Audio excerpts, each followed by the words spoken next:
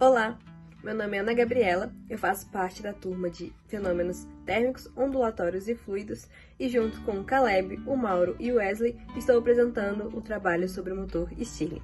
Em 1816, o padre escocês Robert Stirling e o seu irmão, que era engenheiro, tiveram a ideia de criar o motor Stirling, com o objetivo de substituir as máquinas a vapor, que na época explodiam com muita frequência devido à baixa tecnologia metalúrgica dos materiais aplicados nas caldeiras, que se rompiam quando submetidas a alta pressão.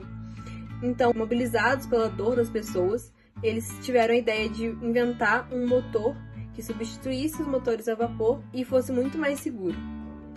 O motor Stirling, sendo um motor de calor, ele funciona em um ciclo fechado, ou seja, não há saída de gases para o exterior do motor. É também considerado um ciclo muito simples, já que o funcionamento dele é basicamente a alternância entre aquecimento e resfriamento e compressão e expansão dos gases a 2 níveis de temperatura. Esse ciclo termodinâmico é chamado também de ciclo Stirling, composto de 4 fases, executado em 2 tempos de pistão: compressão isotérmica, aquecimento isocórico, expansão isotérmica e arrefecimento isocórico.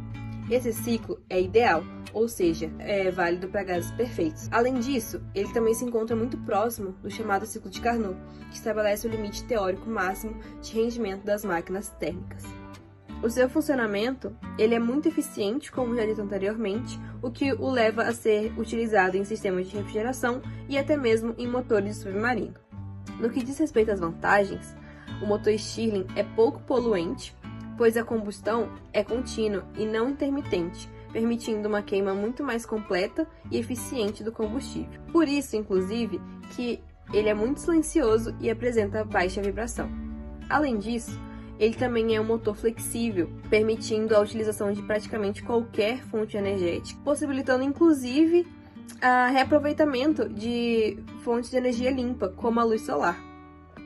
Quanto às desvantagens, a primeira é que, por ser uma tecnologia pouco difundida, o motor Stirling de alta potência ainda é muito caro, tanto na sua produção quanto na sua manutenção. A segunda é sobre a dificuldade de manter o gás pressurizado no interior do motor, já que gases mais leves, como o hélio e o hidrogênio, são difíceis de serem confinados sob alta pressão sem escaparem para o exterior do motor. Outra dificuldade diz respeito à variação de velocidade, pois possuem lentas acelerações e lentas acelerações que dificultam a sua utilização em automóveis que utilizam um motor de combustão interna. Aqui a gente tentou criar um protótipo do motor Stirling usando materiais que a gente tinha em casa mesmo.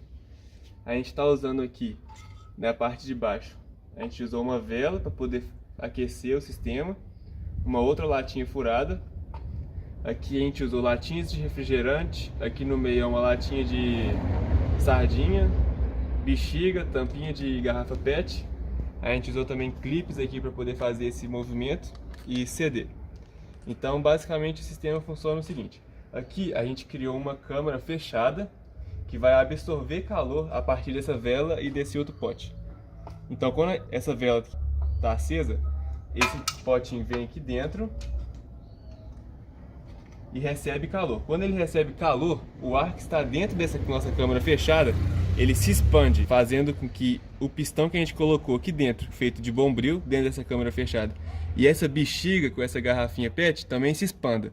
Ou seja, a partir do momento que ela se expande, esses 2 araminhos que a gente colocou na lateral desse pistão, ele vai subir, dando movimento ao nosso virabrequim, que a gente criou aqui em cima, que está feito aqui, dando movimento ao nosso virabrequim.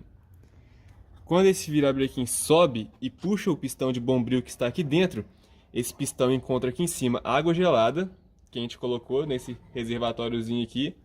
Quando esse bombril encontra essa água gelada, ele vai resfriar novamente todo o sistema, fazendo com que o ar que estava aqui dentro também se resfrie e volte ao tamanho inicial. Voltando ao tamanho inicial, essa bexiga vai descer e os araminhos também vão descer, puxando o virabrequim novamente para a posição inicial. Fazendo isso, ó, o nosso bombril chega novamente aqui embaixo e absorve mais calor, dando vida ao nosso sistema, repetindo o ciclo novamente. E aqui do lado a gente usou um volante, a gente fez com CD mesmo, que vai dar suporte, vai auxiliar o nosso movimento do motor. Então, o que aconteceu aqui foi o seguinte: a gente não conseguiu fazer esse protótipo do nosso motor Stirling funcionar. E a gente está com algumas suspeitas. Uma delas é que esse nosso eixo virabrequim pode não ter sido construído da maneira correta, então ele ficou um pouco empenado. E aqui também ele está com bastante folga.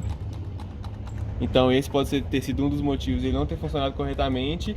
E também o pistão de bombril que a gente colocou aqui dentro pode também ter ficado muito justo a nossa camisa aqui da nossa câmara fechada. Também ele não pode estar correndo livremente aqui dentro, então pode não ter funcionado também.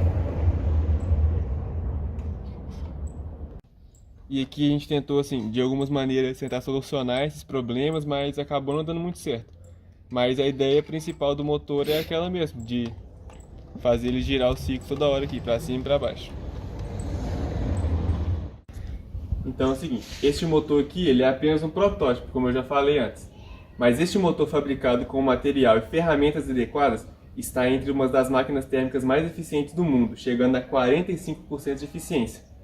E é muito mais do que um motor automotivo, por exemplo, que tem média de mais ou menos 23% de eficiência.